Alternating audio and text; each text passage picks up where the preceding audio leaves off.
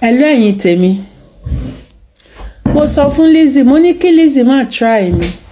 Mo ní Lizzy má lulẹ̀. Mo sọ fún Lizzy, mo ní Lizzy, you have opened the wrong calabash. Lizzy, mo sọ fún àbí mi sọ fún ẹ. Mo ní ilẹ̀ ọ̀gẹ́rẹ́ tó ń pè yìí, ilẹ̀ ọ̀gẹ́rẹ́ fake ni wọ́n ń pè.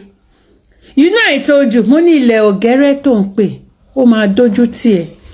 Tọ́ ẹ̀yin èèyàn wa, Lizzy Anjorin ó tún ti lulọ̀ lẹ́ẹ̀kan sí o nígbà tí arábìnrin yìí tí ó ti ń sọ ọ̀rọ̀ nípa Lizzy Anjorin wípé ṣebí òun ti wọ́nù rẹ̀ tẹ́lẹ̀ wípé kó má máa fẹnu tẹ́ńbẹ́lú àwọn kankan.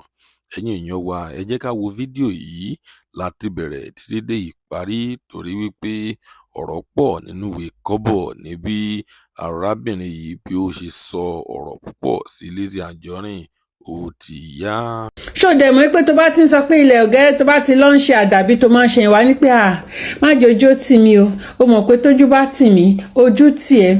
Ṣó mọ̀ pé tí kinní kan bá ṣe kinní kan, ṣó mọ̀ pé tójú ò bá tì mí mo máa gbé òbúkọ ńlá wá fún yín, mo máa gbé ẹran àgbákò kan wá fún yín. Ṣó mọ̀ pé nǹkan tó máa ń sọ nìyẹn. Èmi dẹ̀ sọ fún ẹ níjọ́ ẹ̀ bó ṣe ń ṣe èmi sọ fún ẹ pé ojú máa tì ẹ́. Ojú tì ẹ́ ń sìn àbójú òtì ojú tì ẹ́. You don't know the God whom I serve. I serve the God of Abraham, Isaac and Jacob. Wọn kì í ṣe ẹgbẹ́ bàbá ẹ. Ọlọ́run tèmi sìn kì í ṣe ẹgbẹ́ ọ̀gẹ́rẹ́. Gàrá ni. Náà ń sìn báyìí. Ó wá máa dárúkọ Adéyẹmí o, Aláàfin o, Aláàfin Ọ̀yọ́ o, bàbá ẹni o, Aláàfin Ọ̀yọ́ o, ó gbé Florida Estate fún ẹ o, Aláàfin Ọ̀yọ́ o, ó ṣe gbá wọ́n ti jáde, àwọn ọmọ ẹ ti jáde. Wọ́n ní kó gbé orúkọ bàbá àwọn kúrò lẹ́nu, wọ́n láwọn fẹ́ gbọ́ lẹ́nu ẹ mọ́. Wọ́n ní kí kẹ́kẹ́ pamọ́ ẹ lẹ́nu Lizzy. Wọ́n ní kó má débẹ̀, má jẹ́ káwọn gbọ́ mọ́ kó má season ọ̀rẹ́ tó bá fẹ́ sọ̀rọ̀. A sọ̀rọ̀ sọ́bọ́tò Lizzy. A sọ̀rọ̀ sọ́bọ́tò ní ẹ́. Wọ́n láwọn ò gbọ́dọ̀ gbọ́ orúkọ bàbá àwọn lẹ́nu, wọ́n ti kọ epistle fún ẹ. Ẹ jẹ́ kí n ká yín ti tèmi, ẹ jẹ́ kí n kà fún yín. Lizzy ta ló kọ? Ìyáàfin Adéyẹmí ọmọọba ni o, ọmọọba Adéyẹmí Adébísí Aminat. Àwọn ló kọ epistle yẹn tán kọ fún Lizzy. Wọ́n ní báríbákú bàbá ẹ tó bá dárúkọ bàbá àwọn, you will go for it. Wọ́n ní Lizzy should stop mentioning Aláàfin of Ọ̀yọ́. It is disrespectful to Alaafinate and the Ọ̀yọ́ Empire as a whole, especially in your stuffs, that doesn't accord respect to the throne, whether Aláàfin is alive or not. Ṣó gbọ́ òyìnbó yẹn? Ṣó gbọ́ òyìnbó yẹn? Wọ́n ní pé ẹ jẹ́ n tún ka bẹ̀rẹ̀ sí torí ó mọ̀ pé tí ẹ máa ń di. Wọ́n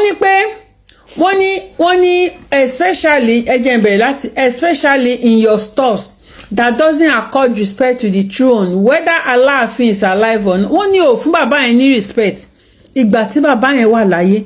Ó fún bàbá yẹn ní respect tó lòṣì ní ẹ̀. Ìwọ ò fún bàbá yẹn ní respect. Bàbá tún kú tán, ó tún drag bàbá yẹn. Ó tún drag. Wọ́n ní you caused people out. Wọ́n ní you caused people out unnecessarily, which if you are or you were true blue-blooded of Aláàfin, you will never try it. I bet you on that. However, wọ́n ní pé you cause people out unnecessarily. Ó máa pèèyàn jáde, wàá kàn ṣàdé rí ẹnìkan tó kàn lọ ní ojú títì, wàá kàn ṣàdé wàá bẹ̀rẹ̀ sí ní máa ṣépè mọ́, wàá máa ṣépè fẹ́yìn yẹn. Ẹni tó bá ti rí báyìí, tó bá ti rí pé views ẹ kò lọ sókè, wàá kàn ṣàdé lọ mú ẹnìkan lórí ìkọ́, wàá lọ mú ẹnìkan lórí ìkọ́, wàá máa ṣépè fún. Ẹni tó bá mọ̀ pé tó bá ti bẹ̀rẹ̀ sí ní tó bá ti call ẹni yẹn out, wàá máa rí views, wàá bẹ̀rẹ̀ sí ní máa call ẹni yẹn out. Ó ní yó àwọn ọmọ bàbá Aláàfin ní pé you cause people out unnecessarily, which if you were true blue blood of Aláàfin, you will never try it. I bet on that. However, it is so sad that it is always the acclaimed goddaughter or whatever they call themselves. Acclaimed goddaughter or whatever they call themselves. Ṣé o rí pé wọ́n ti ẹ̀ mọ̀ ẹ́? Àwọn ọmọ bàbá Aláàfin God, they no know you say you be their father goddaughter. They no know you. Aṣẹ́wó ló ṣe débẹ̀. Ìrìn àrè lórin dé ààfin bàbá yẹn. Ìrìn àrè lórin débẹ̀. Ìrìn àrè òun lórin dé. Wọ́n mọ̀ ẹ́.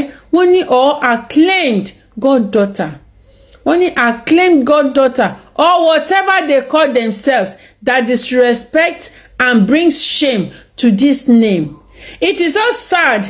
It has to be this way. You will never see any of Alaafin's children belittling the Alaafin's title, name, or throne and household like this. So pathetic. So pathetic. It is so pathetic. Ẹ wò ìyá dáadáa tó kọ́. Ìyá dáadáa tó kọ́ rè ṣẹ́tìrí. Ṣẹ́tìrí ìyá dáadáa. Ìyá olóríire.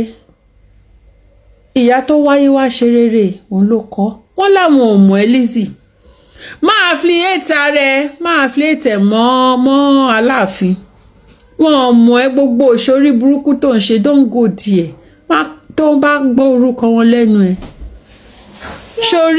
Ṣorí court case tó wà lọ́rùn ẹ̀yẹn ó máa tún double. Court case ọ̀rùn ẹ̀yẹn ó máa double. Ṣé o mọ̀ pé ò lówó kankan mọ́? You know say you no get money again. You don't broke.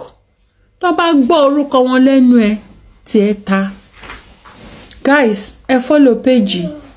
A ní ká wá fún yín ní update ní o. Lizzy tún ti lulẹ̀ ní ààfin. Wọn ò fẹ́ gbọ́ orúkọ ẹ̀ mọ́.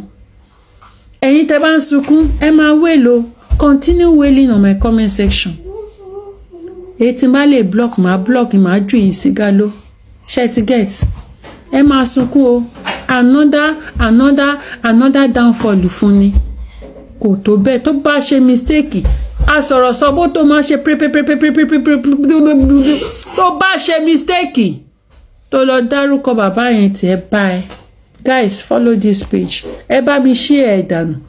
Ẹ bá mi share fídíò yìí kí Lizzy kó lè dọ́dọ̀ ẹ̀.